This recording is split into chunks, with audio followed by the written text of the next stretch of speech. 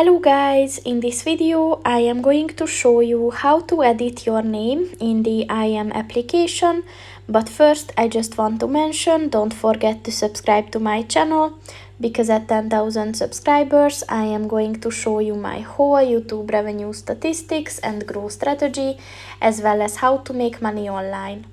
Let's jump into it. First of all, open the application on your phone. And then click on the person button at the bottom of the page on the right. And then at the settings section, click on the general button. And at the make it yours section, click on the change name button.